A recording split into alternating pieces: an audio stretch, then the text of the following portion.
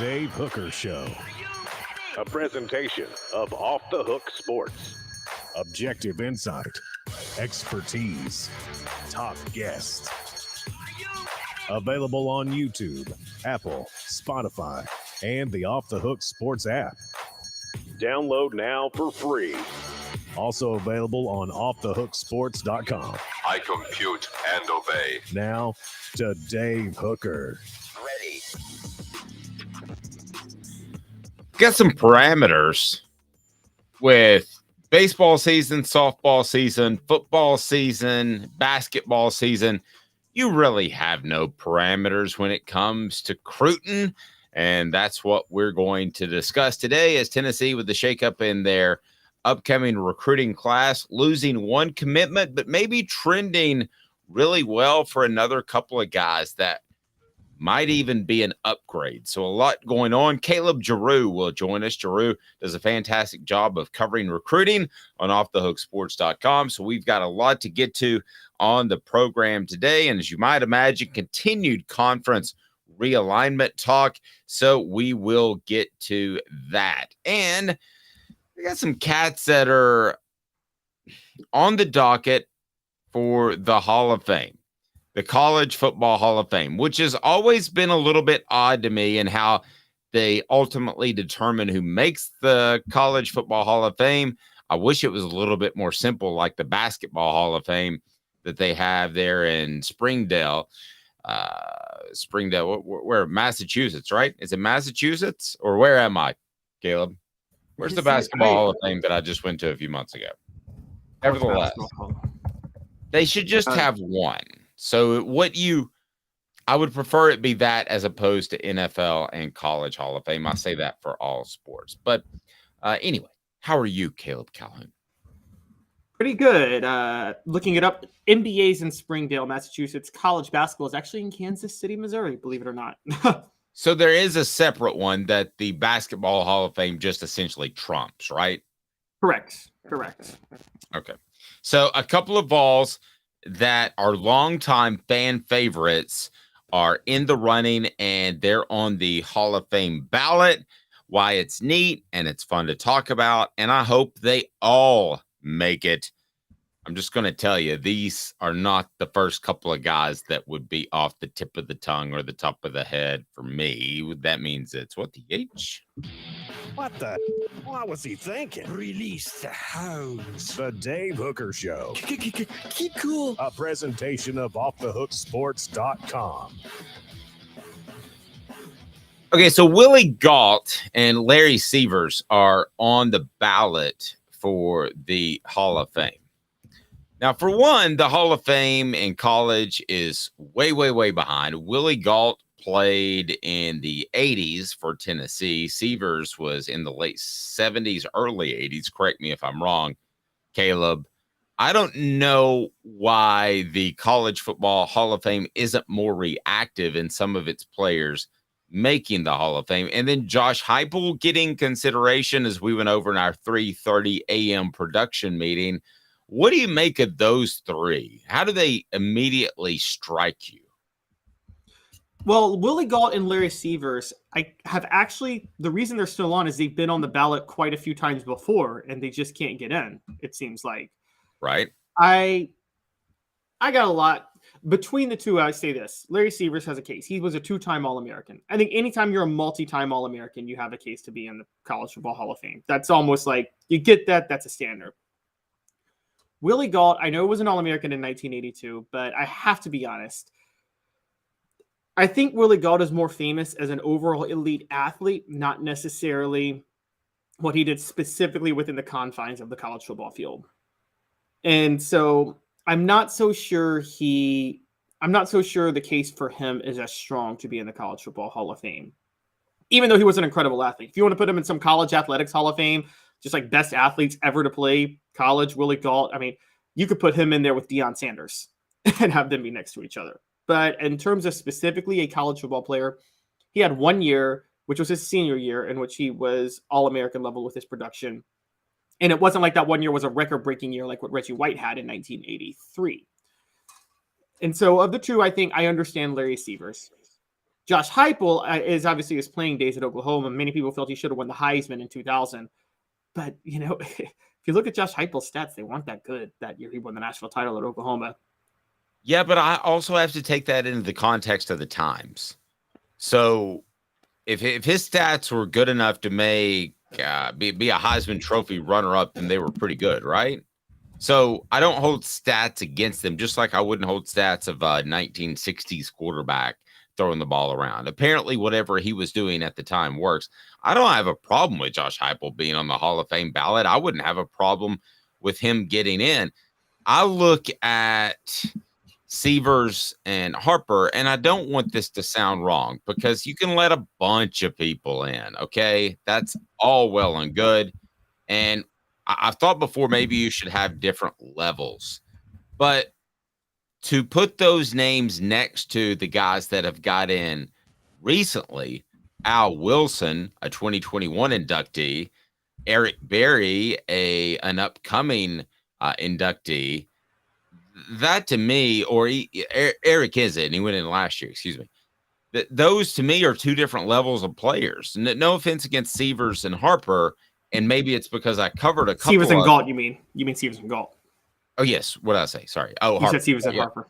Galt. And I just to me those are two different levels of athletes. I mean, Al Wilson, if he plays quarterback, wins a Heisman Trophy. There's no question. Eric Berry, if he wins a Heisman, if he plays quarterback instead of defensive back, he wins a Heisman Trophy. Those were ultra elite players, is the point I'm trying to make. Where I think Galt and Severs were very, very good, and Heupel was very, very good. I just don't see them being of the same ilk. I'll throw in another name. I don't know how in the world we're not having a discussion of Deion Grant being in the College Football Hall of Fame. I would take them over every name I just mentioned, including Eric Berry. And you know how high I am on Eric Berry, okay?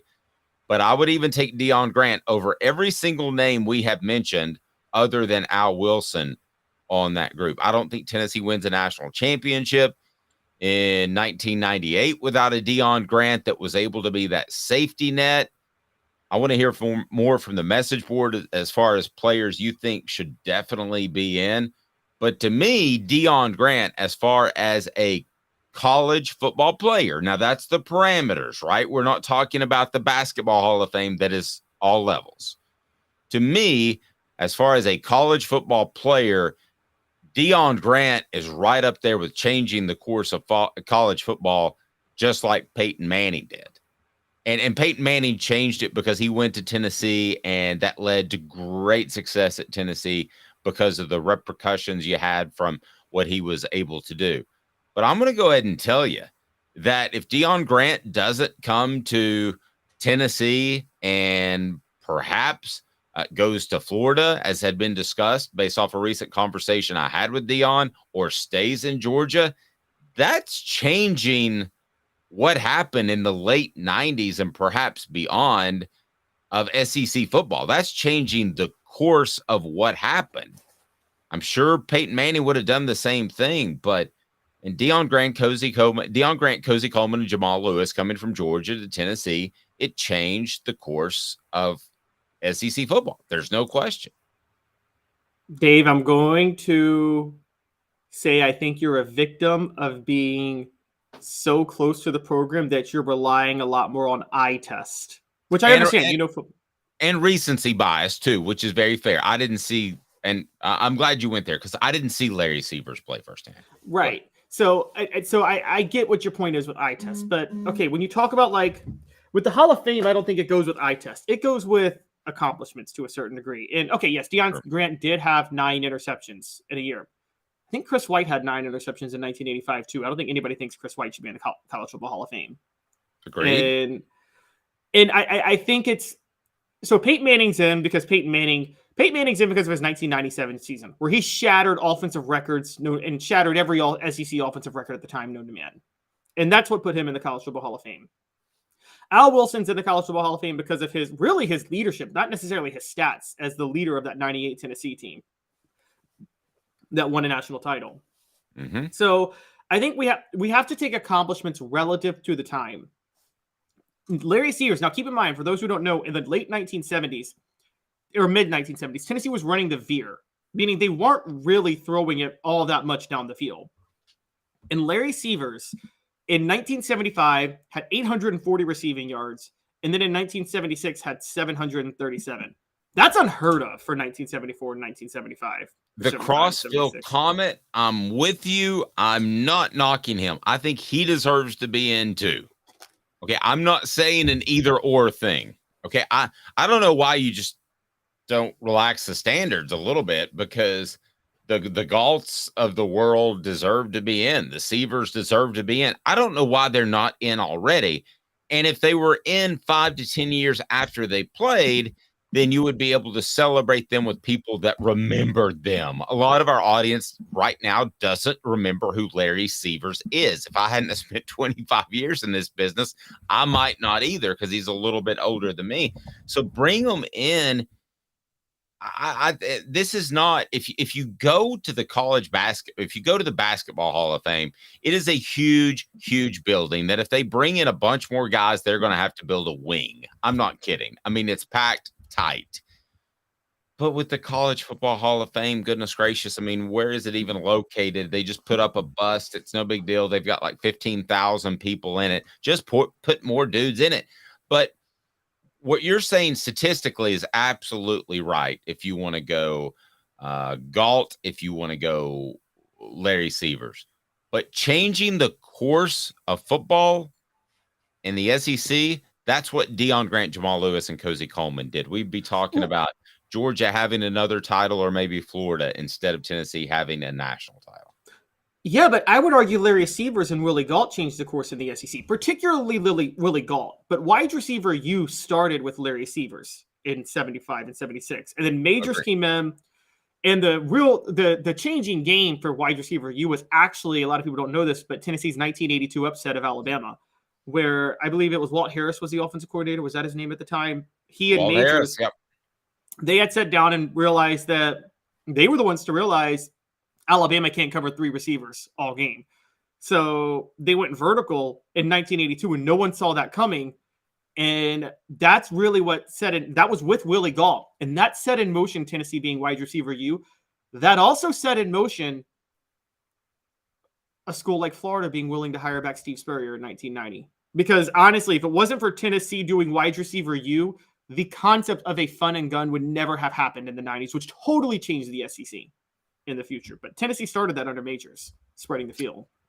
All right, on the message board, who would you have in the College Football Hall of Fame? Who would you have in immediately? And obviously, Heupel, Galt, and Seavers are up there, but I'm going to go ahead and throw in Deion Grant.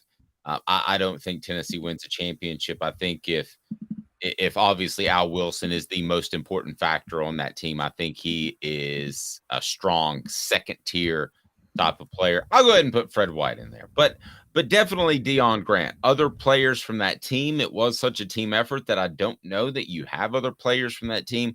Maybe T. Martin, but we'll go ahead and check and see if they're already in the College Football Hall of Fame, if you want to give us your thoughts. So the question I'll ask of you, Caleb, would you put Seavers, Galt, or Deion Grant? You've got only one vote. It's the Caleb Calhoun vote. Vote for Jamal Lewis. We'll get to that.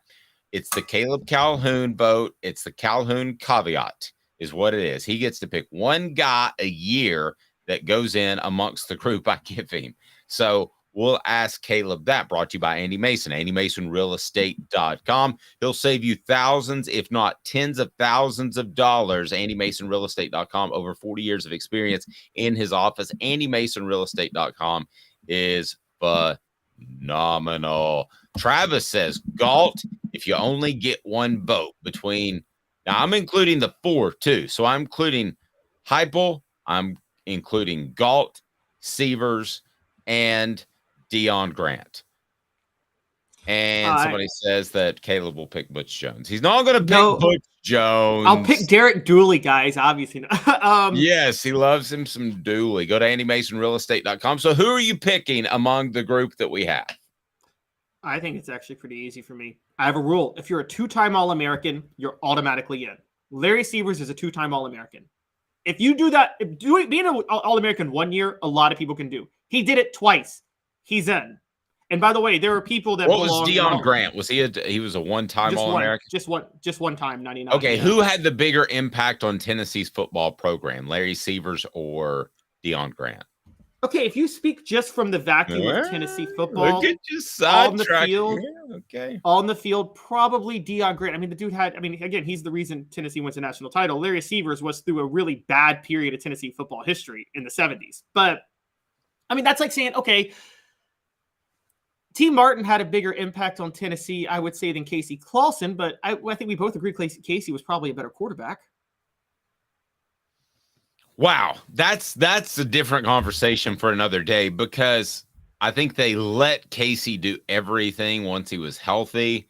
I don't think they let T. Martin do half of what he was capable. All right, crazier comparison. See, the whole having a bigger impact. We both agree that Heath Schuler had a bigger long-term impact on Tennessee than Peyton Manning, but Peyton Manning was better, and he belongs in the Hall of Fame over Heath Schuler. If you have to pick between the two.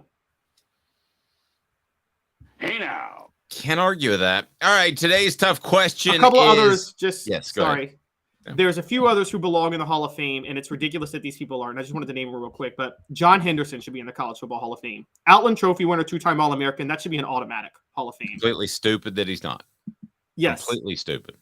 Jackie Walker should be in the Hall of Fame. Two-time All-American, the first black captain in the SEC. In 1972 or 73. He belongs. Maybe it was 71. And finally, my last clear-cut one, Dale Carter. Insane that Dale Carter's not in the Hall of Fame. Played 2 years of Division I football and was an All-American both years. I'm with you. I mean, I've got I don't understand why there's not more dudes in there. How many? Can you run this search for me real quick? Can you search how many players/coaches are in the College Football Hall of Fame, and how many players/coaches are on the NFL or in the NFL Hall of Fame? So it's about 1,100 for college football. Okay, and what's the NFL? And there are, looking at now, about 360 in the NFL. Okay, so they've been playing organized college football with 4 times the teams for about twice the amount of time. Yes, for almost 160 years. Organized college football. There should be 2,500 or 3,000 in the College Football Hall of Fame, should there not? There should. Organized college football started the same year the first professional baseball team played. The Cincinnati Red Stockings in 1869, I believe. Organized college football is as old as as old as professional baseball in this country. And yeah, it's a celebration, and they basically got a broom closet, so they put another bust in it. It's not like they go to all the rigmarole that the Basketball Hall of Fame goes to, or even the NFL. Today's tough question. Let's talk player coaches. There's some good ones, and Josh Heupel happens to be one. Today's tough question. Take a side. Take a stand. The Dave Hooker Show, a presentation of offthehooksports.com. All right, Caleb Calhoun, here we go. So we got this guy named Josh Heupel. He was a pretty good player. He's turning into a really good coach. So let's discuss Vols, who are great college players and coaches. Who is atop that list? It's hard to go any direction other than Johnny Majors, who is second for Heisman and won a national championship at Pitt, was knocking on the door at Tennessee. It's pretty difficult to find anybody as far as great college football players and coaches that played for Tennessee that are any better than Johnny Majors. I challenge you to find one that's even in that ballpark, sir. By the way, we get to recruiting news coming up with Caleb Jarreau as Tennessee loses one commitment, but might be on the verge of another big-time get. Player, coaches, what do you got, Caleb? Well, there's one that actually might have Majors beat. because he is in the College Football Hall of Fame as a player and as a coach, of which Majors is not in as a coach yet. And that would be Bowden Wyatt. Okay, well, I don't understand why Majors isn't in as a coach. But anyway, go ahead. No, he should. I agree. He should be in as a coach. But if he got in as a coach, it'd be for what he did at Pittsburgh. Bowden Wyatt would still be in for what he did at Tennessee. Another one who's in as a player and a coach, even though he didn't coach at Tennessee, Bobby Dodd, who is the most legendary coach of Georgia Tech history. And here's a crazy one. There are only 4 people in the College Football Hall of Fame as a player and a coach. 2 played for Tennessee. A third just happens to be one of Tennessee's most hated nemesis, and that's Steve Spurrier. Well, let's do this for a second. So you've got Bowden Wyatt in our meeting this morning. It was Bowden Wyatt, Johnny Majors, Bobby Dodd, Doug Dickey, Philip Fulmer, Josh Heupel. Those are the players, coaches with Tennessee ties. Right. If I could go back in history and change things, and Tennessee was willing to throw the ball around, and they could get a young Steve Spurrier, and he had the same success at Tennessee that he had at Florida, which is a national title and a Heisman Trophy. These other guys, no knock, even Johnny Majors, who you know I love, pale in comparison to that resume with Steve Spurrier. Best resume, complete resume in college football. Yeah. Won a Heisman and a national championship as a head coach. And by the way, Tennessee was so far ahead of Florida as a program in the 60s. If they were throwing the ball around and they decided to get Steve Spurrier, I think they win a national championship with Spurrier as a player under not under Doug Dickey, but if they hire somebody else who likes to throw the ball. And then I think that he wins one at Tennessee as a coach. You're right. Josh Heupel could approach that, though. What if Josh Heupel wins a national title at Tennessee, gets in the College Football Hall of Fame as a player, and then goes as a coach? That's the most accomplished. That is Steve Spurrier then, right? Yeah. How many guys have gotten in as player and coach? I'd be interested if you have time to look that up. Oh, it's 4. It's 4. Oh, it's just 4? Just 4, including 2 people who played for Tennessee, Bobby Dodd and Bowden Wyatt, and then Steve Spurrier, who's from Tennessee. That's 3 of the 4. Right. Who's the 4th? Who's the 4th? Alonzo Stagg played at Yale, like old school history. Oh, that's real old school. That's like Caleb Jarreau, old school. So, speaking of Caleb Jarreau, we'll get to him here momentarily. We're going to talk some Cruton as Tennessee loses a really highly rated prospect, but why that might not be such a big deal. But what would Josh Heupel have to do? He'd have to win 3 national titles to supplant Steve Spurrier's entire career as a player coach, right? Because right now you have Steve Spurrier with a Heisman Trophy as a player, and you have him with a national championship and 5 SEC championships? 6. I mean, it would be 6. 6? Okay. So it would be really tough for Heupel to supplant Steve Spurrier as a better player coach for a Hall of Fame consideration, correct? Pretty much. Yeah, and there's also a strong debate of whether or not Bobby Dodd has Spurrier beat too. But yes, the thing with Heupel that would be difficult with. So what outweighs what? Heupel did finish second in the Heisman, not first like Spurrier did, but he did win a national championship at Oklahoma and went undefeated. Does that outweigh Spurrier winning the Heisman at a time when, like, again, we would all agree Heupel had more competition for the Heisman than Spurrier did? You know, it's funny. We could go back and forth over this. Winning a Heisman is a big deal. It would be a big deal in my voting.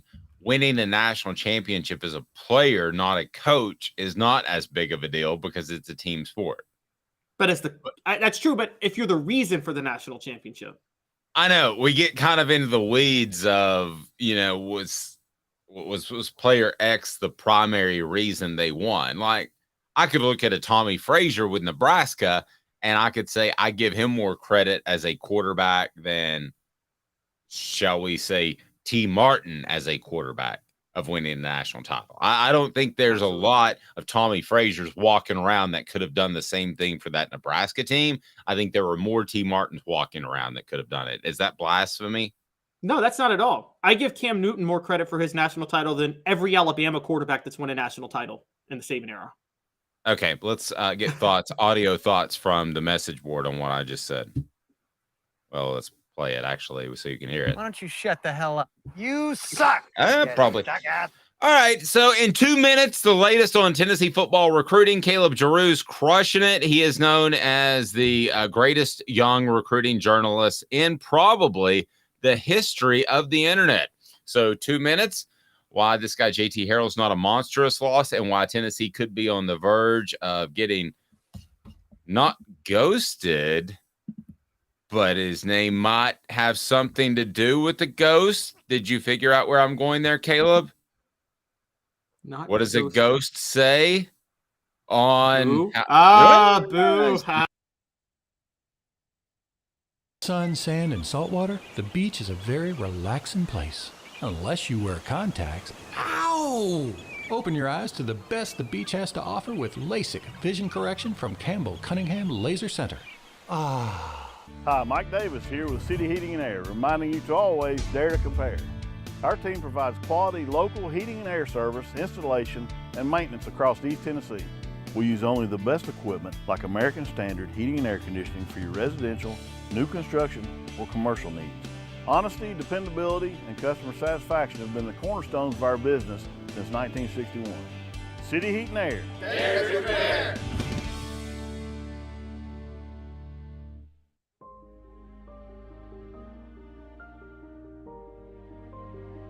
Our family has been creating one-of-a-kind pieces of jewelry in West Knoxville since 1986. Each piece is a combination of unique processes that bring your idea to life. Every day in our shop, a truly special item with a story all its own is being manufactured in our facility, bringing the history and family sentiment into a whole new generation of life.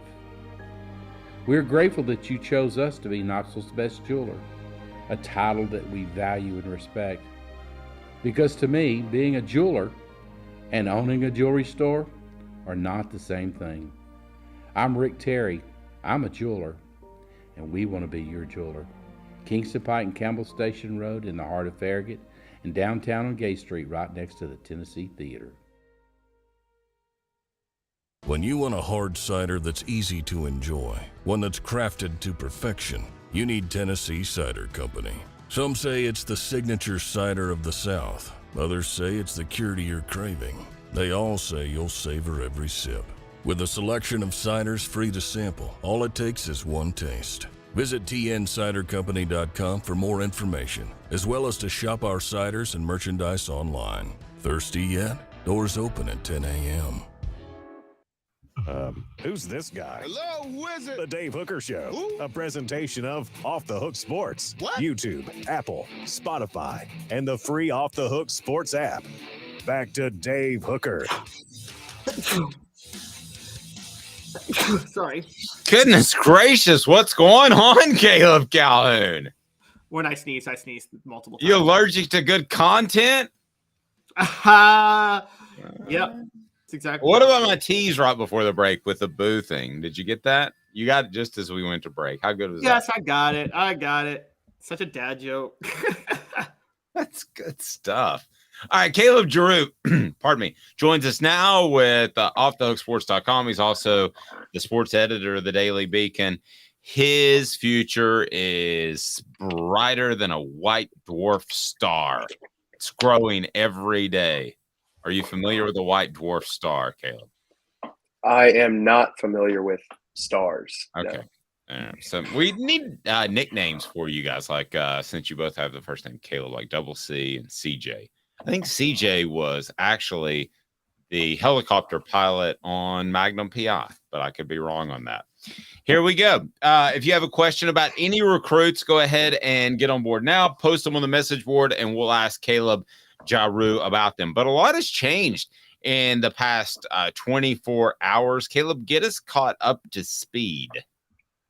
Yeah, well, late last night, probably the biggest one is J.J. Harrell, Mississippi, #1 wide receiver in Mississippi, decommitted from Tennessee. He had been committed since February, and I don't think that this move was really a surprise for anybody. He had been very clear that even though he was committed, his recruitment was open, and being open means that he was taking visits to Ole Miss and Mississippi State, and Lane Kiffin got in there and really, I guess, got to him because he's trending now for Ole Miss. So he decommitted last night, said he rushed his decision,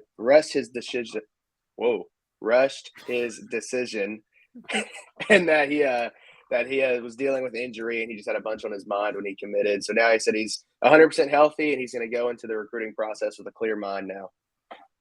TJ, by the way, was the helicopter pilot on Magnum PI. But so is this a big loss for Tennessee? Absolutely not. Yes, no, absolutely yes. I would probably say no. The only thing, if he was a defensive back, my opinion would be different. But since he's a wide receiver and we know that Josh Heupel can recruit wide receivers pretty easily for this offense, I'd say that it's probably not as big of a loss. The only thing now is there's no room for error with recruiting the other wide receivers that Josh Heupel wants. You have to get your Mike Matthews, your Amari Jeffersons. There's no room for error now to lose one of those guys. Well, tell me about Mike Matthews, a 5-star guy, and then Amari Jefferson, a Chattanooga native. What do you think of Tennessee's chances in replacing the Harrell vacancy with him? Or did Tennessee perhaps trade up purposefully? Well, I don't think Tennessee traded up personally. I know there were some talks that Harrell was kind of upset that Tennessee was recruiting other wide receivers. He wanted to be one of the only guys, or like one of two. So I think it was more on his side more than Tennessee's. But I do think Amari Jefferson is probably their sure bet at wide receiver right now. He's committed to Tennessee for baseball, so he obviously likes Tennessee enough to commit for one sport. Now it's just a matter of if he wants to play football, which recently his football attention has kind of outweighed the baseball attention he had before. Like you said, he's an in-state guy from Chattanooga. I don't see how he doesn't end up at Tennessee. That would be a very big loss for them.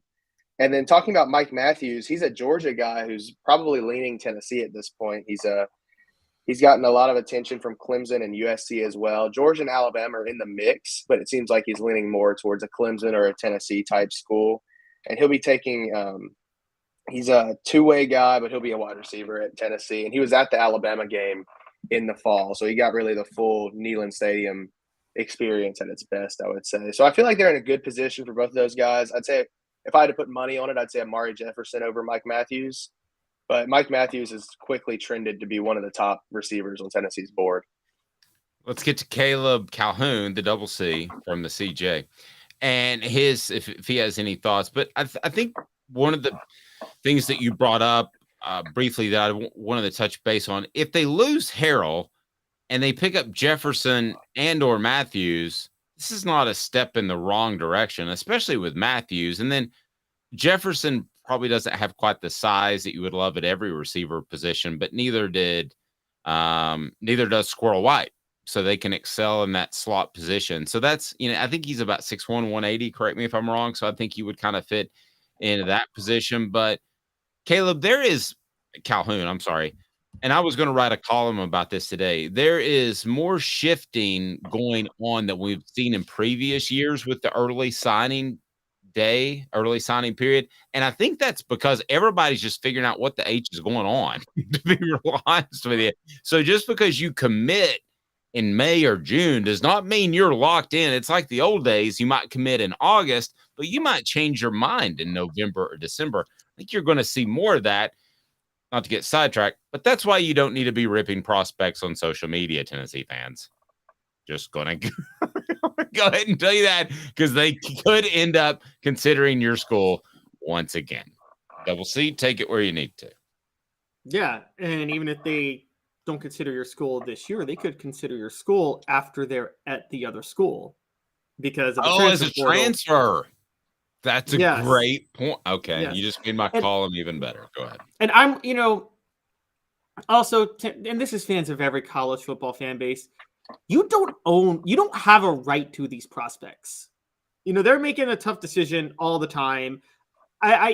Look, Harrell, do I think this was a smart decision? No, I don't think it's smart to run from playing time. I think you embrace your chance to start at Tennessee, because if you can get into the rotation, Heupel's going to turn you into an NFL draft pick as a wide receiver more than any other school.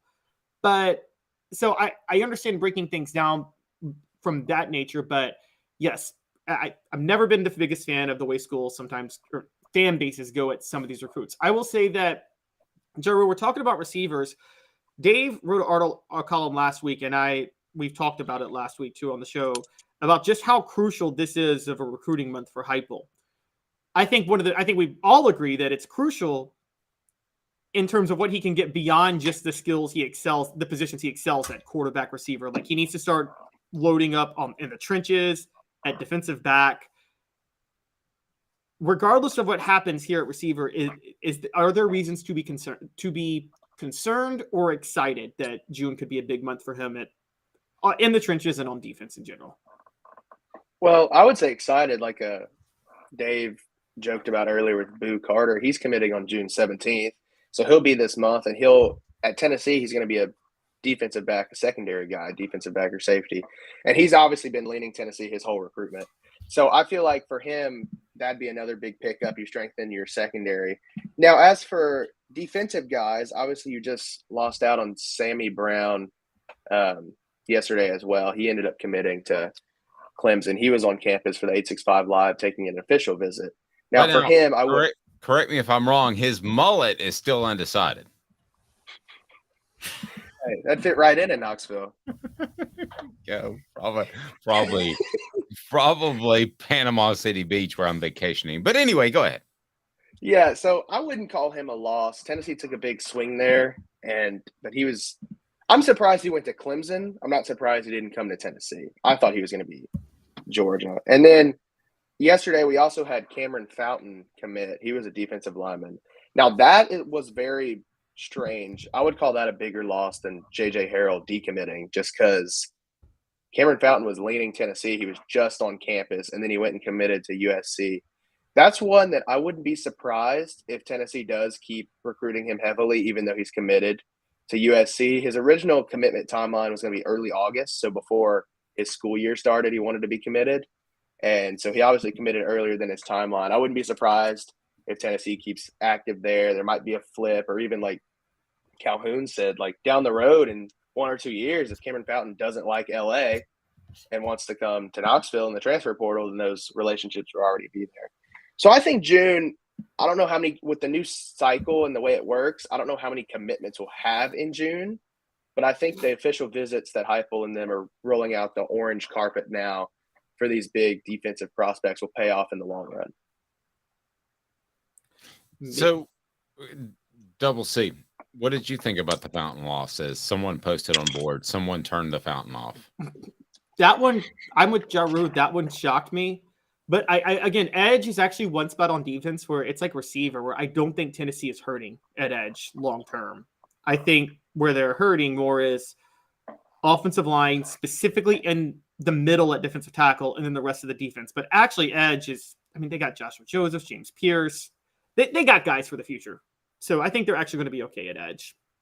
And I think that might have been what pushed him away.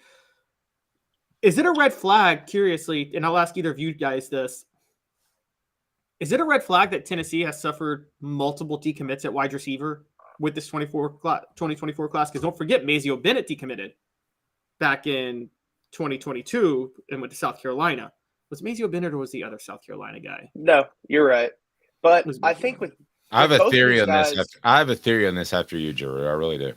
I was going to say with both of these guys, it's kind of like Tennessee was in there early, but they always wanted to be at their in-state schools. So I don't think if Alabama offered Mazio Bennett if he would leave South Carolina, just because he grew up South Carolina fan, he's from around the area. Like, I just think he was going to be South Carolina, and it just took Shane Beamer for some reason an unknown amount of time to figure out that he had a 4 or 5 star wide receiver 30 minutes down the road. Well, and he also had an offense that the guy wanted to be a part of suddenly. And he didn't have that until November with the Clemson and Tennessee wins. So here are my other thoughts. I think Tennessee is adapting at receiver. And it's the way that I've exactly said the whole time that they have to adapt. They have to go toe-to-toe with the big cats, right? So, Jarreau, tell me if I'm wrong. Your boots on the ground, all right? My thinking is that with the receiver, we're starting to see this happen, that Tennessee may have been in early, Harrell's an example, of a guy, and then suddenly they realize they can go toe-to-toe with some Georgias and Alabamas and Southern Californias of the world and win those battles. I'm not saying they told Harrell to go away, but I do think there feels like to me, and from what I hear, a mindset of they can go in and they can land the top receivers in the country based off what they have done. You'll eventually see this happen in other positions, but right now they can be picky at receiver. Mr. Jones stole that from me on the message board. Yeah, I mean, I think that's exactly where they are. They have leverage at receiver. Not sure they have leverage at other positions yet, but they have leverage at receiver. Yeah, and I agree. It's no longer throwing offers at and seeing what sticks. It's now like, hey, we can pick which guys fit our system. And you see it a little more on the defensive side, especially early on in Heupel's time at Tennessee. They were just throwing out all these offers and seeing like what they can get, just trying to build depth, build a roster.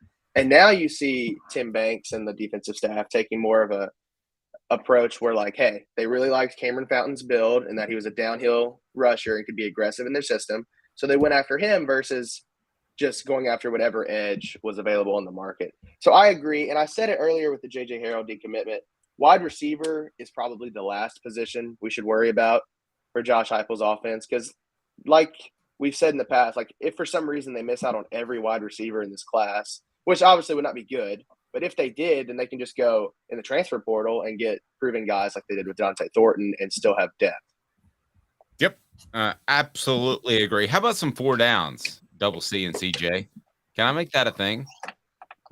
Well, actually, my first name is John, so it could be JC and CJ. JC and CJ. Let's make it confusing as humanly possible. 4 downs brought to you today. Talking Cruton brought to you by Craft Treats. Go to crafttreats.com. 4 downs. 4 questions. 4 answers. The Dave Hooker Show. 4 downs. A presentation of offthehooksports.com. All right. So to give you some historic reference, scale of 1 to 10. 1 is when Phil Sims' son, what's his name again, Calhoun? Chris Sims, when he decided not to go to UT and then blamed it on racial segregation within the team. It was the worst non-commitment in the history of Tennessee football. That's a 1 in terms of bad losses.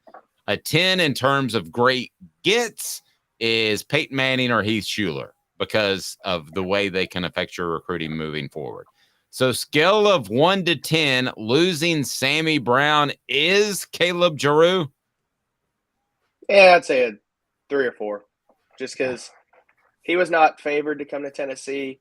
Obviously, he did like Tennessee, and he said he enjoyed meeting with the defensive staff. So kind of – and we're still early on in Heupel's tenure. You got to think, like, they were probably the 3rd school. He committed to Clemson, so that'd be 1. Georgia was 2. I'd say Tennessee was probably 3 for him. Yes. So may pay in the long run, but honestly, from what I've been reading and what I was told, Sammy Brown going to Clemson, he just wanted to play. If you go to Georgia, you have to sit 1 or 2 years because they have the best linebackers in the country. Clemson, he liked the campus, he prayed on it, and he could play year 1. So, and we'll see what happens, but I don't think it's that big of a loss just because he was never assumed. That'd be like if Boo Carter didn't go to Tennessee, it'd be a massive loss. But Sammy Brown was not expected to come to Tennessee, so it's whatever. Okay, that leads me to 2nd down. What is Boo waiting for, and does he end up at Tennessee? I don't know what he's waiting for. I would be very surprised if he did not end up at Tennessee. Tennessee's the only SEC school in his top schools. He has flirted with Michigan, Colorado.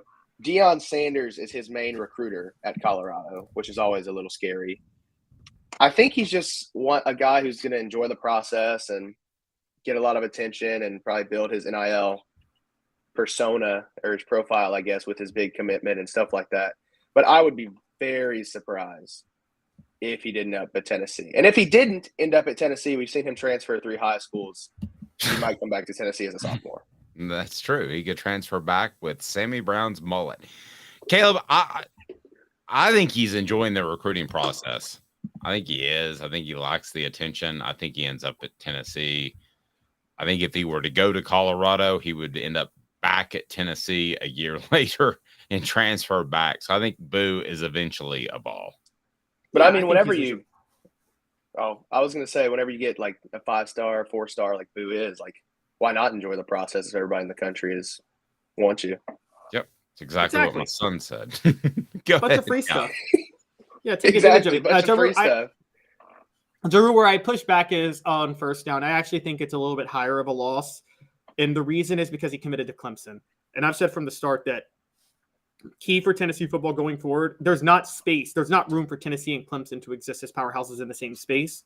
So when they have recruiting battles, Tennessee doesn't have to beat Georgia, but they can't lose to Clemson. And I think that's the only issue with Sammy Brown committing. I think Dabo accidentally got a commitment from Sammy Brown. Kind of fell in the right spot. Could be. Yeah. The thing I love most of all about his mullet is that it's more of a Kentucky waterfall mullet because it's curly and it's kind of got that going down the back of your head sort of look, like it's a waterfall that happens in Kentucky. That's what I like. No idea what you're referring to, Dave. Sorry. I didn't know the waterfalls are different. When you have a curly mullet, it looks like it's flowing down rocks. So it's a Kentucky waterfall. Our recruiting update in 4 downs brought to you by Craft Treats. Go to crafttreats.com. Use the promo code OFFTHEHOOK. Before I tell you who is the most important prospect from this past weekend, not named Boo, I want to remind you that you go to crafttreats.com and they have their chill pills with the CBD derivative that is awesome for your pet's digestive issues, social anxiety, or also arthritis as well. Crafttreats.com. Use the promo code OFFTHEHOOK. The promo code OFFTHEHOOK. All right. So who from this past weekend, this past little recruiting cycle that we've seen is Tennessee most likely to get not named Boo? We know that it's not going to be Sammy Brown, but out of this last little group that's shown interest in Tennessee in the past 7 to 10 days, what do you got? I'm going to take the low-hanging fruit and say Edwin Spillman out of Nashville. His brother plays for Tennessee. He's a guy who has told everybody he's going to enjoy the recruiting process, not let his brother being at Tennessee affect his decision. But he's still an in-state guy, still a Tennessee fan, and he spends a lot of time on campus, and he spends a lot of time with his brother, and he just is trending towards Tennessee. So I'll take the easy way out and say Spillman. All right. So lastly, typical Nashville kid who's going to boost Tennessee's recruiting rankings, but is not actually going to be that valuable on campus. Sorry, said it. Nashville kids. Jalen Hurd soured me on Nashville kids. Jalen Hurd was a 5-star. How in the world was he a 5-star? Well, I mean, if you line him up the I formation, he might have been a 5-star. Okay. He was just a terrible fit for what they were doing. Okay. Who from this past weekend would be the biggest get? Forget about leans. We know Sammy Brown is out of the conversation. At least I'm going to take him out of the conversation. Commitments are non-binding, but I'm moving him out. Who from the past weekend would be the biggest get? I'll say offensive tackle Daniel Calhoun. I'm not a big fan of Tennessee piling up 3-star offensive linemen. I understand, and Calhoun said it before, like that's a hard position to scout. Coach might see something that another coach doesn't, stuff like that. But you have to have size in the trenches and get true tested guys. And I mean, Daniel Calhoun, 6 foot, 6.5, 330 pounds. He has an official visit locked in with Tennessee already. He was here for the 865 live event, meeting other commits and learning why they committed. Jake Merklinger, the quarterback for the 24 class, the linemen who are already committed. He spent a ton of time with those guys and with Ellerby during the event. So I feel like Tennessee is in a very good spot with Calhoun and Daniel Calhoun. And the only thing is he also has official visits with Georgia, Texas, Alabama, and Auburn. So Tennessee has their work cut out for them there, but I think he would be a huge get physically and just for the class as a whole. Good stuff. What can we expect out of you on offthehooksports.com, Caleb Jarreau? Well, we'll see a little bit of 2026 quarterback action today. Oh, who we got 2026 quarterback action? Josiah Oxenride was camping with the Vols this past week, so talked to him a little bit, and Halsey seems to like him, so we'll see what he has to say. Yeah, it's time to move on. I mean, that one guy, Nico, he's had enough time. If he can't get it rolling, it's time to get out. Don't let Old the big news. orange door hit you on the rear headed out. That is recruiting, man. It's constantly churning. So let's start looking for the next great guy for the Vols. Great stuff as always. I think Calhoun, I'm going to take that. I'm going to take yours out of this past group. They need some 4- and 5-star offensive lineman cats. And right now, the mindset from within the program that I've been told is to develop these guys.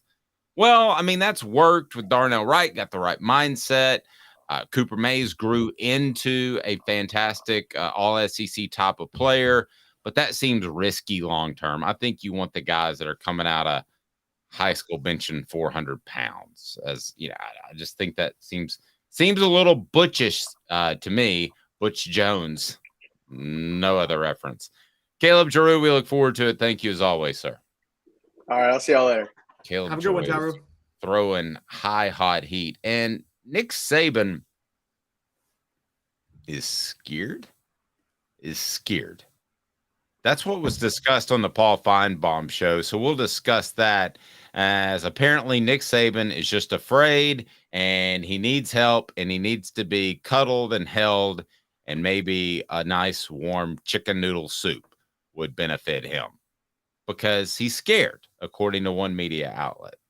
Caleb, is Nick Saban scared? We'll discuss 2 minutes off Doug Sports. To own the more that owns every job, then get to Vassey Lawn and Garden in Cleveland and get you a Toro. I'm David Vassey, here to talk to you about Toro. With a Toro Zero Turn, you'll get more out of every minute and you'll reach the finish line faster. At Vassey's, we like to say, no matter if you're mowing 3 acres a week or 11 lawns a day, homeowners and business owners alike find confidence in equipment they can trust from top to bottom. Vassey Lawn and Garden, Highway 60 North in Cleveland. Man alive, it's worth the drive. Hi, Mike Davis here with City Heating and Air, reminding you to always dare to compare. Our team provides quality local heating and air service, installation, and maintenance across East Tennessee. We use only the best equipment like American Standard heating and air conditioning for your residential, new construction, or commercial needs. Honesty, dependability, and customer satisfaction have been the cornerstones of our business since 1961. City Heat and Air. Dare to compare.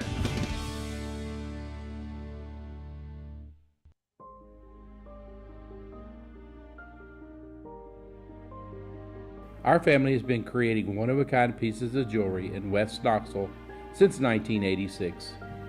Each piece is a combination of unique processes that bring your idea to life.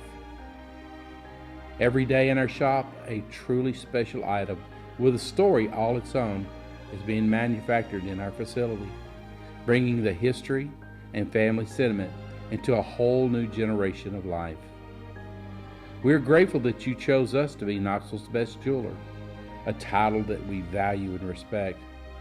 Because to me, being a jeweler and owning a jewelry store are not the same thing. I'm Rick Terry. I'm a jeweler, and we want to be your jeweler. Kingston Pike and Campbell Station Road in the heart of Farragut, and downtown on Gay Street right next to the Tennessee Theater. With all that sun, sand, and salt water, the beach is a very relaxing place. Unless you wear contacts. Ow! Open your eyes to the best the beach has to offer with LASIK vision correction from Campbell Cunningham Laser Center. Ah. Objective coverage. Hey, that's new. If we get caught, we're going to jail. The Dave Hooker Show, a presentation of Off the Hook Sports. YouTube, Apple, Spotify, and the free Off the Hook Sports app. I'm going to need to see some identification. Back to Dave Hooker.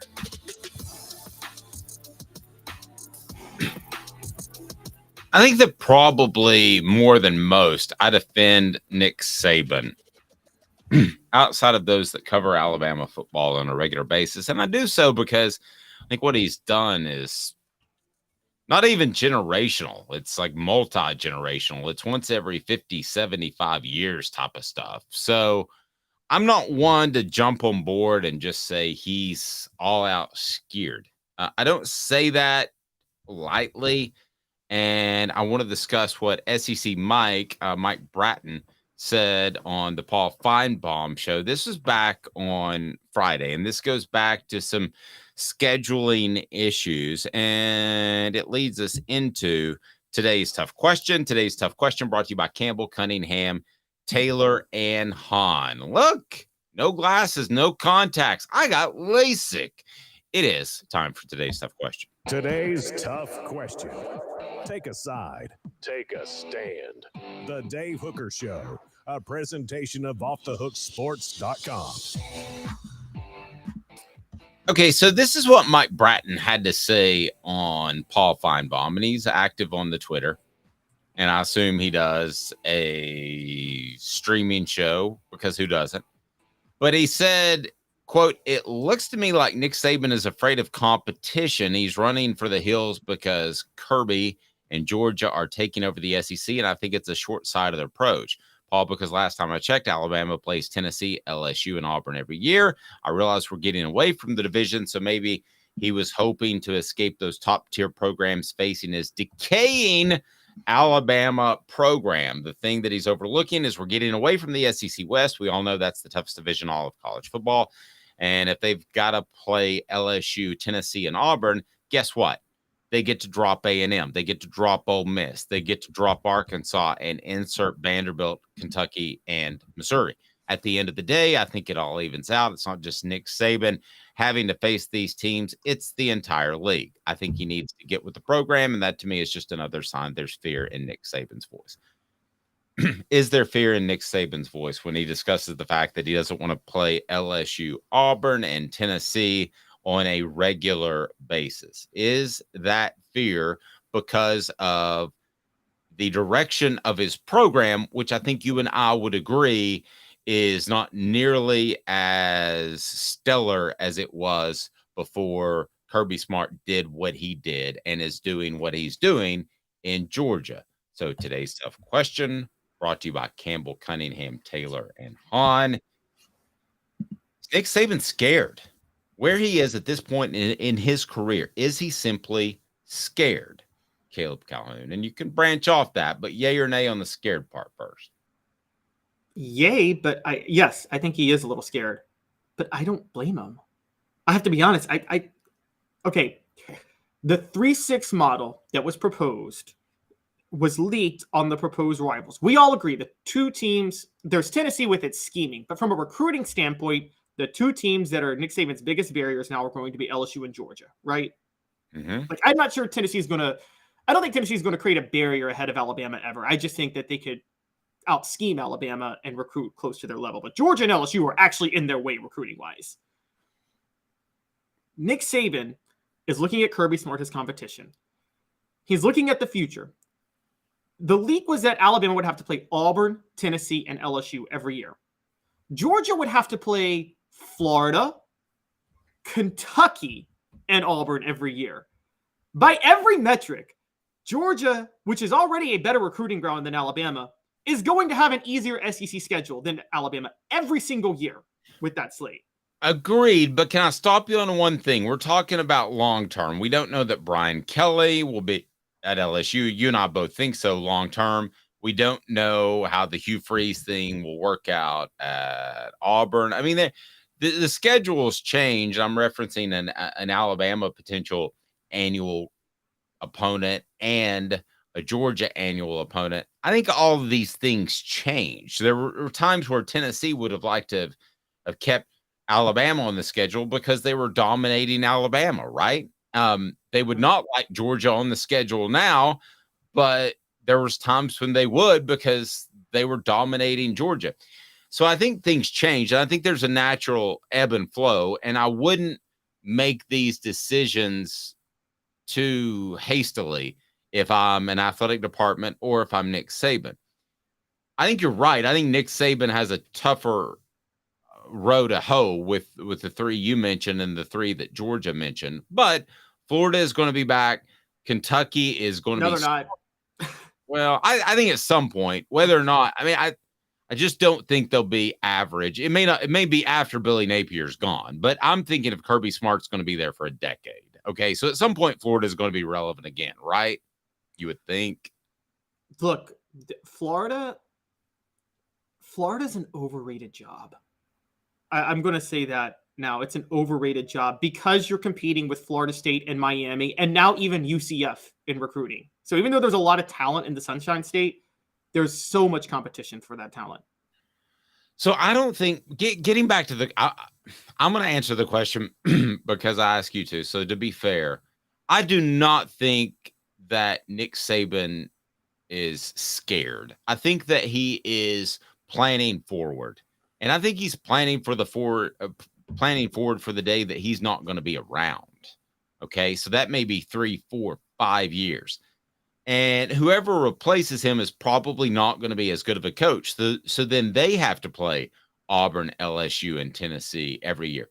I don't think he's scared per se. I think he would like it to be a little bit easier because I think when he views it realistically, he's probably got one championship left in him, maybe 2. I bet if I put the over under at 1.5, you would take the under, right? Yeah, I would take the under. Yeah, I mean, arguably, if I put it at 1/2, you might take the under. I'd take the over then. Alabama's recruiting class this year is on a tear. So okay, so we're on the same page. So he squeaks out one more over the next 5 years. I think he would like for the schedule to be slightly easier, but I also think he's thinking about long term. I think at some point, Nick Saban, from the people I talked to, was a mercenary. Most coaches are mercenaries, guys. I think you have something unusual if you're a Tennessee fan right now. I think Josh Heupel likes being around Tennessee, appreciates the fact that they took a chance on him, and he's not a mercenary coach, but I say that with very, very little conviction, okay? Because I think most coaches are mercenary coaches. Would you agree with that, Caleb? Absolutely, they're mercenary coaches. Yeah. I mean, I think there are Tom Osborne's and there are Philip Fulmers who have ties to their school and they want to stay there forever. I think Nick Saban has turned into that after Texas made a run and he said, no, I want to stay at Alabama. I think that he's gotten involved with, there were the tornado issues. He's gotten involved with helping the town of Tuscaloosa and the Alabama area. I think his wife's very involved. So I don't think he's scared for himself. I think he looks forward and says, if I'm an A+ coach and Alabama just gets a B coach, that he's going to struggle with those 3 permanent opponents. I don't think he's scared for him. I think he's scared for the future of Alabama football. And I give him a ton of credit because I don't think most coaches care what happens to their school after they're gone. I think that Florida could have been hit with a nuclear bomb after Urban Meyer left, and he wouldn't have cared at all. I think Nick Saban cares. So I don't think he's scared, but I think he's well thought out for the future. I hope I'm not sidestepping the question, Caleb. What do you think? No, I agree. I think Saban is reaching a level of his life where his legacy of his success is established. And I think he's looking at what's left after me. So I think Nick Saban, for instance, is very proud of his coaching tree. Who he has every right. He should be proud of Kirby Smart and people like that. I think the last step to Nick Saban cementing his legacy is making sure Alabama doesn't have what happened to it after Bear Bryant retired, which is, as we know, Alabama had no real plan for 30 years after that. They did get a national title in 92 with Gene Stallings. It was suspicious. Seemed like there was a lot of low-key cheating going on during that time period with Alabama. But I do think that Saban wants to make sure that doesn't happen to Alabama again. And he knows, unlike LSU or Georgia, Alabama is not just immune to any head coach. Alabama it's a top 10 program, but it's a second-tier program, which is to say that to be a national title program, there has to be some good coaching there. You can't just plug some old jock gym teacher in as head of the program and win a national title at Alabama. No, and look at what Travis says. 2024 is his last year. I don't think that's the case, but it might be. But then I think Travis encapsulates a lot of SEC fans thinking when he says, I'm here for it. I hope Alabama burns to the ground. Well, I think a lot of people think that. And I think that Nick Saban thinks that there's a real possibility of that being the case, because who were the natural coaches to step in? Mario Cristobal who I like a little bit more than you, but I don't think it's a natural. Yeah, I'm laughing. Hey, I'm laughing that you yeah, said that. you're not a crystal ball guy, and that's fine. The guy at suddenly his name escapes me. Michigan State. We thought Mel at Tucker. Mel Tucker. We thought at one point after 2 seasons ago that he was the guy that could step in, and whenever Nick Saban retired, all of these names I could go on and on. Alabama fans think they can get Dabo away from Clemson because he went there. They can't. Clemson, Dabo's got the sweetest gig possible now. Well, okay, so as a matter of fact, let me take that a step further. So maybe they could have gotten Dabo 5 to 7 years ago. I would debate that, but they certainly can't now. Okay, I don't think there's any way they get him now. They also aren't going to get Kirby Smart, who has Alabama ties but played for Georgia. So who's the successor to keep this even at a championship level? I don't know who that guy is. They could go hire a Tucker. Pruitt, yeah, they could go hire a Tucker or a Cristobal. And I know that for a fact that both of those guys were really high up on Alabama's list if Nick Saban decided to retire. I know that for a fact. But I don't think they're that high up there now. So Nick Saban may not be scared about his future. He may squeeze out another championship. But I think he's gotten so tight with the University of Alabama and that state that he's not a mercenary coach. It's going to show up at LSU. It's going to show up for the Miami Dolphins, that he does care. And I think he's thinking about long term. And right now, without a successor in place, you better make that schedule as easily as humanly possible. And neither of his coordinators this year we believe in as head coaches long term. I mean, Tommy Rees, I'm not a believer in from Notre Dame, but also Kevin Steele. Kevin Steele is not head coach material. He's just not. So no, those weren't even in my thinking. What about Lane Kiffin? Lane Kiffin coming from Ole Miss over to Alabama when Saban retires. Now that would be something to watch. I specifically asked that question with people that have knowledge of the athletic department, and that's just not a thing. It's not even Alabama would not. Yeah, if Nick Saban retires tomorrow, somebody that covers Alabama will put out a list of top 10 coaches that you should keep an eye on. Well, I've written those lists. They're completely made up at that point. There's no way in 24 hours you have the athletic director's ear. So he will be on that list, but he is not going to be a factor in the coaching search. 4 Downs brought to you by Campbell, Cunningham, Taylor, and Hahn. Local Vision is just done incredibly well. Look at me. I had my LASIK. I can see far. I can see close. It's awesome. Cataract surgeries as well. And with the Local Vision Center, they will take you just to another level in terms of their customer service, which I'm really big on. And local. I've mentioned this before. I had surgery on a Friday night. The doctor called me on Sunday night to tell me how I'm doing. I thought that was pretty darn awesome. So Caleb thinks he's scared. I think Nick Saban's fearful for the future of Alabama football. But for the record, my God, Caleb Calhoun calling out an all-time legend. It's brutal, Caleb. You're just well, I'm not accusing. He's scared, but I'm not accusing him of running. Like Urban Meyer got scared and ran. He bolted Florida, and you will not convince me otherwise that he bolted the minute he realized Alabama was going to be his way in the future. I don't think Nick Saban would do that. It's very true. All right, so let's talk some conference realignment. Colorado, Arizona to the Big 12. Let's think macro, big picture. Can there be 3 big conferences for the long term or just 2? I think you and I both agreed that the Big 10 and the SEC would be like the AL/NL in baseball.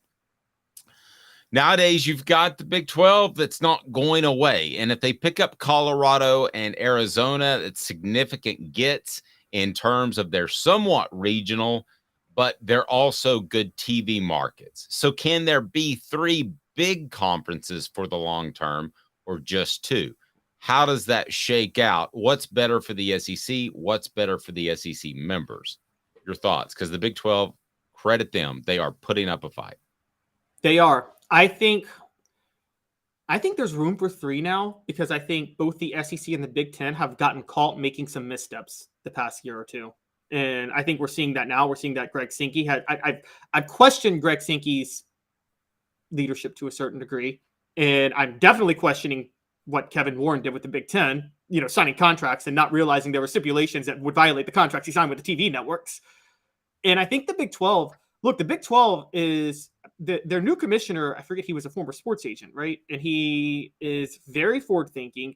He understands that he has a lesser product to sell. And his commitment is to making the product more entertaining in other ways because of that. That's why they're going to try some things that aren't going to work. But the fact that they're trying tells me that he's trying to think creatively. I don't think the football games in Mexico is going to work. I don't. I applaud the effort, quite honestly. And I think you're seeing with the Big 12 a more aggressive effort to not just go for the bigger brands, not just rest on the laurels, but to say, okay, how do we make the brands we have, how do we make them more entertaining in a certain way? And I think that actually is going to play well in the future. Will we see, whether it's the Big 12 or whatever remains out of the Pac-12 10-8, will we see somebody do goofy stuff like the XFL? I was wondering this last night during a battle of insomnia before our 3:30 a.m. production meeting. Will we see anybody try goofy stuff? Will we see somebody why not? I mean, there's no NCAA. So what if one of the changes I liked with this XFL and other things that they did is, instead of the onside kick, since you really don't have an onside kick anymore because the rules on kickoffs, one of the things that I did like is you have to convert a 4th and 15 from your own 30 as a possible way to get an extra possession. Could we see the Big 12 or the Pac-10 8-6, 14-12, whatever the heck they end up being? Could we see somebody do something goofy, kind of like, this is before your time, but ABA style? The ABA had the three-pointer. The ABA had other things. They had the pretty ball. They had all this other stuff that made them more exciting and made them relevant and eventually got them included into NBA expansion. Could we see any of that from a Big 12 or Pac whatever? Well, at this point, let's be clear. It's a Big 12. If Colorado and Arizona join the Big 12, Pac-12 is dead. They can't get a TV deal now. Right. But if they somehow cobbled things together, would it be in their best interest, or would it seem circus silly? Some of it will be circus silly, but some of it will work. I think there's going to be some creative ideas that will work. Now, look, I'll be honest. Some things will seem like good ideas at the time that were terrible ideas. When the XFL started and they had the whole place the ball at midfield and two players had to fight over it, I actually loved that idea until a season-ending injury happened. Yeah, but it only took like the first weekend. A guy dislocated his shoulder. Yeah, so but that's the thing. There are going to be things that, like, I've always liked the idea of, if you can kick it through the goalpost on a kickoff, you get an extra point. Like, that's another point for you. If on a kickoff the ball goes through the goalpost, it's an extra point for your team. But like little things like that, I think they will. And I think this is why, by the way, I pulled up his name. The Big 12 commissioner is Brett Yormark. He was with Rock Nation. By the way, he took over NASCAR. He was head of marketing for NASCAR in 98. And I don't know if people remember, because NASCAR's completely fallen off the map, but NASCAR in the early 2000s seemed like it was really going to start competing with the NFL and Major League Baseball. It was monstrous. Monstrous. Yeah. Yes. And that was when he was in charge of marketing. So this guy knows what he's doing with the Big 12. And I think he knows their second fiddle. Their payouts from the new TV deal is in the high 40s, I think low 50 millions. Guys, that gets close to SEC and Big 10 payout levels, even though it's nowhere near as valuable of a brand. So I think you're going to see the Big 12 try to use creativity to try to catch up with the Big 10 and the SEC. And that might keep them afloat. Now, the wild card is, I think the Big 12 is going to gobble up a lot of the Pac-12 teams. The wild card is what's going to happen when the ACC inevitably collapses, which is going to happen in short order. And the Pac-12 is going to collapse too. You're going to have a hodgepodge of teams that everybody wants. And I don't know if the Big 10 and the SEC are going to try to expand it like 20 or 25 teams at that point. And I don't know if there's room for 3 conferences if the Big 10 and the SEC each have 25 teams. That just seems like a lot. But maybe there is. Maybe there is room for 3 mega conferences. Okay, so I want to run down as we talk conference realignment, because there's a couple of programs in here that I would like to see be able to make the jump from the group of 5 teams to the Power 5 group. And I think there's going to be some opportunity there for teams to be able to do so. So let me throw some of these at you, and you tell me if they're good Power 5 teams or not. Because right now, let's face it, being in the group of 5 every year, you're going to – whereas Tennessee or South Carolina or whoever can look at this upcoming playoff era and say, hey, you could go 9-3 and still make the playoffs, still win a national championship. Well, these group of 5 teams aren't on the same playing field. I mean, they're going to have to go pretty close to undefeated. They're going to have to make noise to get attention over the other group of 5 teams. So there is a huge challenge that they have to face that the Power 5 teams don't have to face. So we have a ranking of the best group of 5 teams of the playoff era. And I want to run through some of these and ask you a double question. One, could they one day become a Power 5 team? And 2, should they? Should they even hold up hope for that? So we've got Cincinnati, Houston, UCF, and BYU. They're in the Power 5. And I want to take a look at some other programs, if we can, that are in that running. So is there any other one team right now that you look at and you say to yourself, that needs to be a Power 5 team? They have done enough outside of Cincinnati, Houston, UCF, and BYU. Yes, and I've been screaming this to the high heavens, particularly now if the Pac-12 wants to stay afloat, this is the move they make. San Diego State, because there's no Power 5, there's no market right now in San Diego. USC and UCLA are the LA markets. And UNLV. Guys, pro teams are relocating to Vegas for a reason. I actually think the Big 12 is making a mistake. Now, I would add, I think UNLV in the Power 5 has more valuable brand than either Arizona team. I think that's an underrated brand. A lot of kids like to go to UNLV because you get to go to college in Vegas. And with sports gambling taking off, I think UNLV is just a low-key, very underrated Power 5 potential program. Let me throw some other ones at you that have had success recently. Navy, 11-win team in 2015. I don't think that's sustainable. I don't either. I think they got a pretty special thing going on anyway, right? And they're never ever going to recruit kids who go there to primarily play football. They go there for other reasons, which agreed. We respect, but yeah, no. Agreed. Portions of the program brought to you by Vassy Lawn and Garden. Man alive, it's worth the drive. Vassy Lawn and Garden, whether it's commercial, industrial mowers from Nashville, Knoxville, Chattanooga, make the drive to Cleveland, Tennessee. With their buying power, they can save you a ton of money, thousands or tens of thousands of dollars. Toro, count on it. Memphis, your hometown, back in 2019, it looked like they were going to be really, really relevant for a long time. Had a good run of offensive coaches. And now we're kind of, what do you think of Memphis? Could they ever make the jump? It's not where Memphis is relative from now to 2019. The issue with Memphis is what they did in the 90s. Because if you remember, Memphis was on par with Louisville and Cincinnati. Well, Louisville and Cincinnati, even though all 3 were basketball schools, but you know this, Louisville with hiring Howard Schnellenberger. Louisville had a 25-year plan to become a football school first. And they spent a lot of time and effort doing that. And so did Cincinnati. Memphis decided, I kid you not, this was R.C. Johnson, the incredibly stupid athletic director from the time, said, we're going to be a basketball school first. And the way we'll get our football revenue is we'll schedule these games against all these other SEC teams who have fan bases in Memphis. So then we can have people come to the games when they play Memphis, but we don't really care about football. And then in the 2010s, they decided to invest in football. But guess what?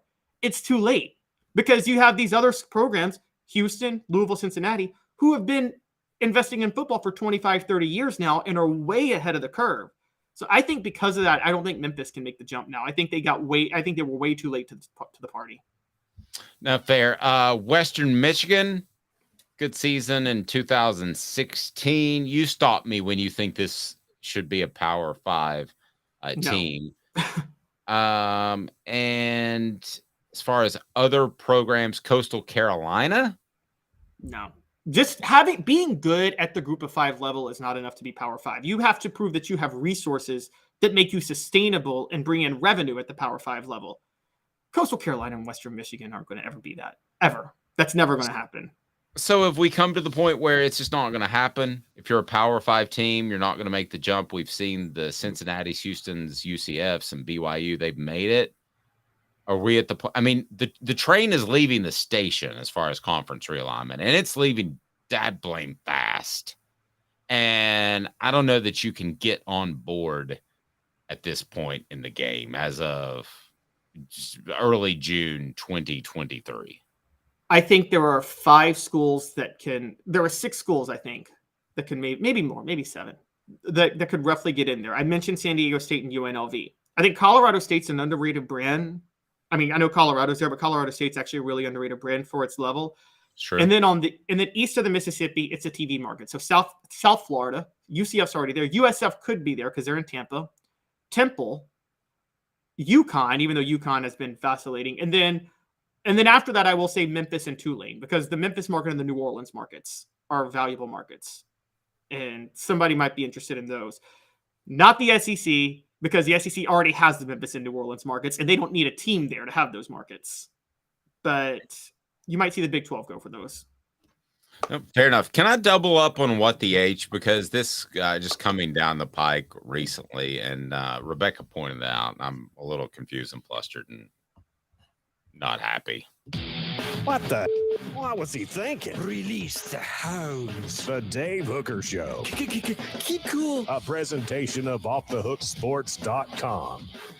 It's brought to you by City Heating and Air Conditioning. We have the destination for the Diamond Vols. Tennessee baseball team is in the NCAA Super Regionals for the 3rd straight year, and they'll hit the road to try to get into the College World Series. They're going to Hattiesburg, Mississippi for a 3-game Super Regional Series against Southern Miss. Series will begin on Saturday at 3 o'clock. Game 1 will be broadcast on ESPNU. Game 2 will take place on Sunday, yet to be determined time. If necessary, the decisive Game 3 will be held on Monday, June the 12th. Thoughts on Tennessee being on the road? Well, shout out to Caleb Jarreau, who was on here earlier. He has posted about this. All the analytical data when comparing teams shows Tennessee should be hosting over Southern Miss. This is about last year. It's about it's about a few things. It's about last year, but also Southern Miss has about 1,000 more seats than Lindsey Nelson Stadium, so they feel like they can make more money with Southern Miss hosting. And Southern Miss head coach Scott Berry's retiring at the end of the year. I think that's what this is about. Okay. Well, first, it shouldn't be determined on venue. Sorry. No. Just it shouldn't. Second, it certainly shouldn't be determined on a guy retiring. That to me, I'm not arguing with you, and this isn't a knock against you, Caleb, but those are both stupid reasons. I mean, they're terrible reasons. Yeah. But Tennessee has learned, I don't know if you remember this, the year Tennessee beat Florida in the Swamp and lost to LSU in football, Florida got the BCS wildcard invite over Tennessee that year. And the reason that happened was because of the 2 years before when Tennessee played Nebraska in the Fiesta Bowl. I don't know if you remember that game, Dave. Nebraska way outperformed Tennessee in terms of their fan bases at that game. Tennessee did not fill the stadium because they were upset about not being in the national championship game again. And it was like 3/4 Nebraska fans at that game. Which game were we talking about? The Fiesta Bowl the year after the national championship game. Yeah, I was at that game. Saw that was Y2K. Saw Billy Idol perform as the clock struck midnight into 2000. So did it look the way it sounded? Was it overwhelmingly Nebraska fans there? Yeah, I don't remember it being. That's been a long time ago. I don't remember it being overwhelming, but I remember that clearly that Nebraska had the advantage. If I had to dive into the memory banks, I'd say 60-40, 70-30, that's pretty close to overwhelming, especially considering Tennessee travels so well. My issue with this is that it seems almost as if, I don't like really the way NCAA baseball is run. I'll say that I think they do things where they overthink things for publicity's sake. You mentioned the Big 12 commissioner.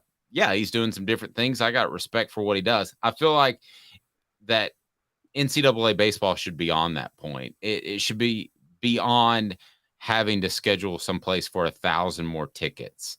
It should be beyond having to schedule someplace because it's a coach's last year at the program and he's about to step down. This to me should be more about fairness. We would be absolutely up in arms if this were a similar situation in the NCAA basketball tournament, right? I mean, we would be absolutely. Up in arms. Yeah. But this is going to happen, by the way, with the college football playoff, the expanded playoff. There's going to be so much politicking over who gets to play a home game that first weekend. It's a great point, because would you rather let's say Tennessee and Cincinnati are, just for instance, the matchup. Would you rather have a home game at Neyland Stadium or a home game at Cincinnati? Yeah, so that's it would going be to at happen. Neyland. Yeah, and it's going to benefit Tennessee and the big SEC schools more than not. But in this particular case with baseball, it doesn't benefit Tennessee. As a matter of fact, it hurts Tennessee. And I think that's incredibly disappointing. I'm okay with a little politicking in football because I do believe that the better team wins in football. Curious if you agree with this. More times than any other sport. The better team wins in football more than any other sport. Right? Yes, there's less randomness in football than any other sport by far. Right. You don't get a dominant goalie. You don't get a dominant pitcher. You don't get a hot 3-point shooting team in other sports. Hockey, baseball, and hockey is random in general. Yeah, one guy can get hot in the Stanley Cup playoffs at goalie, and it's over. I mean, they could even sweep. So but to me, this is still a factor. It's a huge factor in baseball. I think that having the fans on your side is a big factor. And if Southern Miss ends up winning the series, kudos to them. But you're not going to be able to tell me at the end of the day it wasn't partly because it was at home. Yeah. Well, and I get people would say how Tennessee behaved last year. The morality of it maybe made the committee want Southern Miss to host. The only reason I don't buy that as much is that from a morality perspective, Southern Miss may be the most unpopular school in the nation right now. I mean, this is the school that stole welfare money in Mississippi to build a volleyball stadium on behalf of Brett Favre. Yeah, I think Brett Favre was a part of that as well. To me, I mean, I'm not going to sit here and tell you that I'm a college football phenom, that I know, a college baseball expert. Maybe Southern Miss is a great place to have a game. Tennessee, I know, is a great place to have a game based off what we saw last year, right? I mean, all eyes were on that Notre Dame series. True. I agree. It's a much better place. But, again, I mean, look, we know this. Lindsey Nelson is about to undergo some renovations, right? Because they need new work done. And maybe Southern Miss is just in. I mean, again, when you're stealing from the state's welfare funds, you could probably build some nice stadiums. So maybe the baseball stadium was nicer too. Portions of the program brought to you by City Heating and Air Conditioning, cityheatandair.com. Over 50 years in business. Cityheatandair.com. They are awesome. So certainly check them out. You will love them. And maybe your unit doesn't need to be replaced, just a part or some coolant. That's cityheatandair.com. Integrity matters. 50 years of service in East Tennessee. East Caleb Calhoun. I'm Dave Hooker. This has been a